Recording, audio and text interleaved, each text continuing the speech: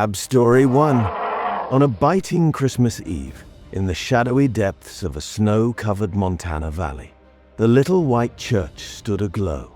Its stained glass windows shimmered with the golden light of flickering candles, and hymns of peace and joy echoed through the icy air. The congregation, bundled in their finest winter attire, gathered to celebrate the season of hope. But amidst the sacred warmth and reverent melodies, an ancient and untamed force stirred, just beyond the veil of darkness.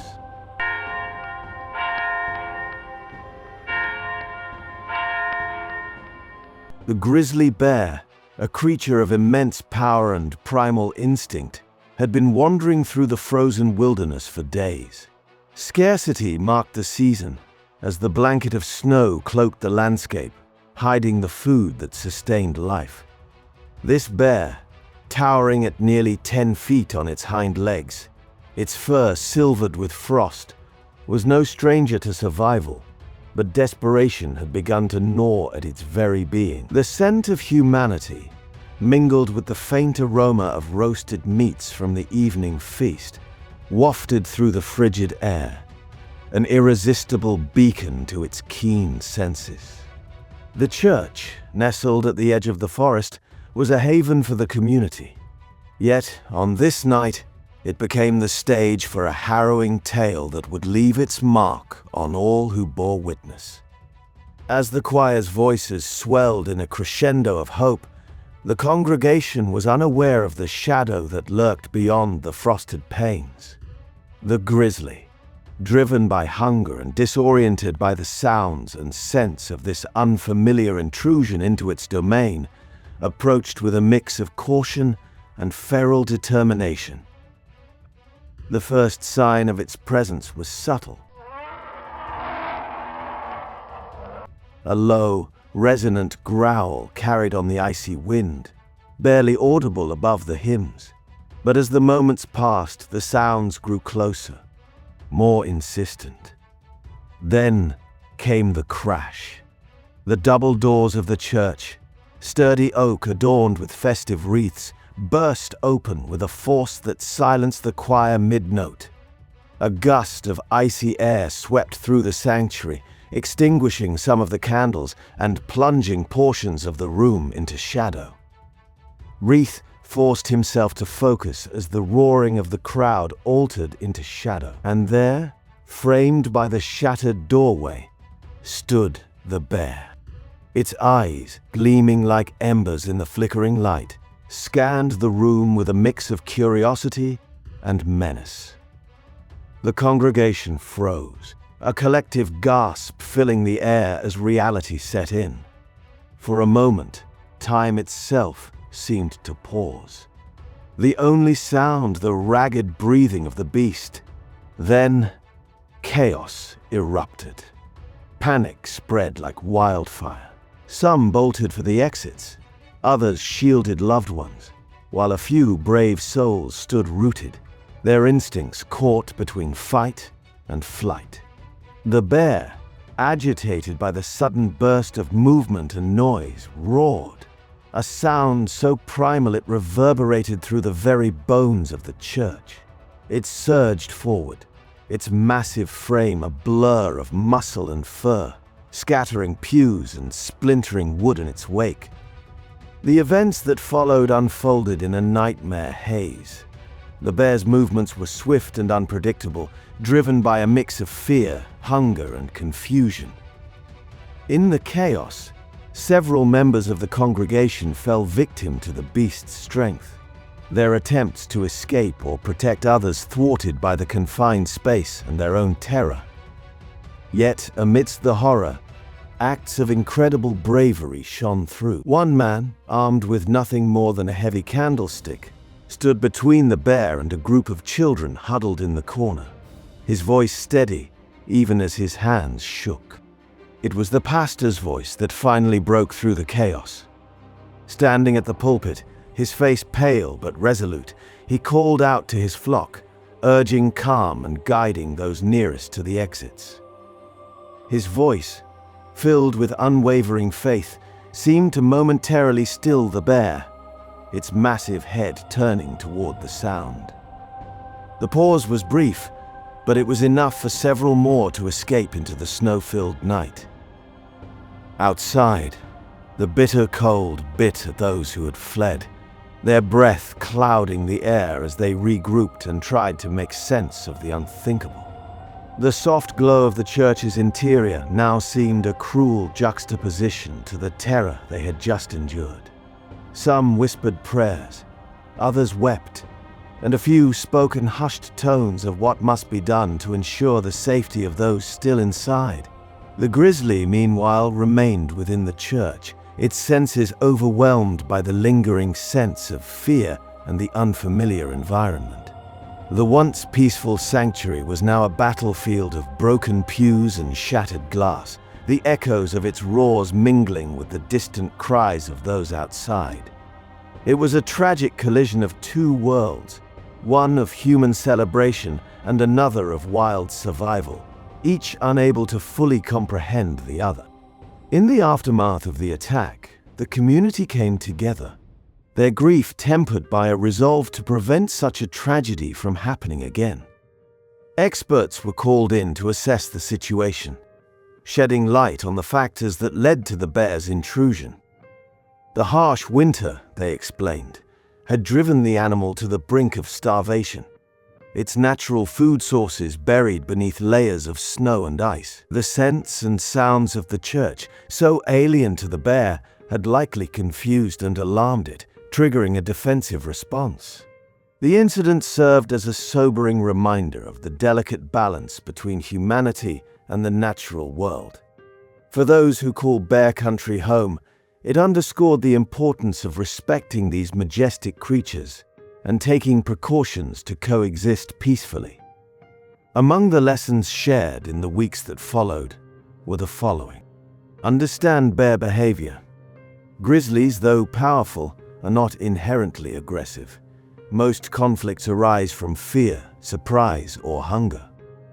Learning to recognize the signs of a bear's agitation, such as huffing, pawing the ground, or a mock charge, can be life-saving. If we can only sense them, if we can only see the danger, we can warn them. Secure food sources. The sense of food, whether from a holiday feast or everyday meals, can attract bears from great distances. Proper storage and disposal of food waste are crucial, especially in areas where bears are known to roam. Stay calm in an encounter. While it's easier said than done, maintaining composure can de-escalate a potentially dangerous situation. Avoid sudden movements, speak in a calm tone, and slowly back away, giving the bear a clear path to retreat. Prepare for emergencies. For those living in or visiting bear country, carrying bear spray and knowing how to use it can provide a critical line of defense. Additionally, understanding the local wildlife and their habits can help minimize risks. As winter lingered in the valley, the community's wounds began to heal.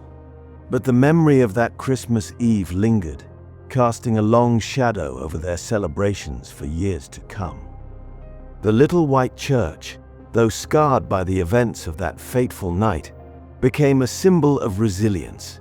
Its congregation, forever changed, found solace in their shared strength and the acts of heroism that emerged amidst the chaos. And as the seasons turned and the snow gave way to the blossoms of spring, the community's bond with the wild grew stronger, rooted in respect and an enduring hope for harmony. The grizzly's fate, like much of its life, remained shrouded in mystery. Some said it returned to the mountains, finding solace in the solitude of its natural domain. Others believed it wandered further afield, its encounter with humanity leaving a lasting imprint on its primal instincts. Yet, no matter where it roamed, its presence was a reminder of the wild's untamed beauty and the fragile line that separates civilization from wilderness. Stories of demons terrified civilization from wilderness. For those who heard the story, The image of the grizzly, silhouetted against the glow of the Christmas Eve candles, remains etched in memory, a haunting reminder of nature's power and humanity's place within it. And as the hymns of peace and joy once again filled the little white church, they carried with them a deeper understanding of the fragile beauty of coexistence. Years later, the story of that night became a tale passed down through generations, a mixture of cautionary legend and tribute to the strength of the human spirit. The church's doors were repaired, its pews replaced, but the marks on the floor, where the grizzly's claws had scraped deep into the wood, were left untouched, a silent testament to the event that had shaped the community forever. Survivors often spoke of the strange juxtaposition between terror and awe. The grizzly, a creature of such raw, unrelenting power, was a part of the same world that gave them the fragile beauty of a snowflake or the serenity of a starry night. It was this dichotomy that seemed to haunt their reflections, that the same wilderness they revered could also unleash such fearsome force. The community's recovery was slow but resolute. Counseling sessions were held, not just for those who had been present that night, but for their families and neighbors, as the echoes of fear rippled outward. A renewed emphasis on education about wildlife was introduced in local schools, ensuring that the youngest generation understood the importance of coexistence and the measures needed to stay safe in bear country. As spring unfurled its green banner over the valley, the church hosted a special service dedicated to the memory of that night. Candles were lit, not only for those lost, but also as symbols of hope, resilience, and the enduring bond of the community. The hymns sung that day carried an added depth, their words resonating with the collective understanding of life's fragility and the strength found in unity. Outside the church, a plaque was erected near the forest's edge. It bore a simple inscription: "In the face of nature's power we find our strength. May we always remember to tread lightly and live in harmony with the world around us." The plaque became a gathering point, not just for the community, but for visitors who came to hear the tale of the grizzly and the church. It stood as a reminder that humanity's place in the natural world is not one of dominance, but of shared existence. The incident also spurred changes beyond the valley. Wildlife conservation groups used the story as a rallying cry to advocate for measures that would better protect both humans and bears. Programs were implemented to provide supplemental feeding during harsh winters, reducing the likelihood of bears venturing into human settlements out of desperation. Increased funding for wildlife corridors helped ensure that creatures like the grizzly had safe passages through their territories, minimizing dangerous encounters with people. For the community, life slowly returned to its rhythms, though the events of that Christmas Eve remained a part of their collective consciousness. The little white church, once a simple place of worship, became a symbol of resilience and reverence for the natural world. And as new hymns filled its walls and the seasons turned, the lessons of that fateful night continued to guide the community, reminding them of the beauty and the power of the wilderness they called home. If you found this video insightful, make sure to subscribe to the channel and turn on notifications for the latest videos on wildlife safety, survival tips, and fascinating animal stories. Stay safe, stay informed, and we'll see you in the next one.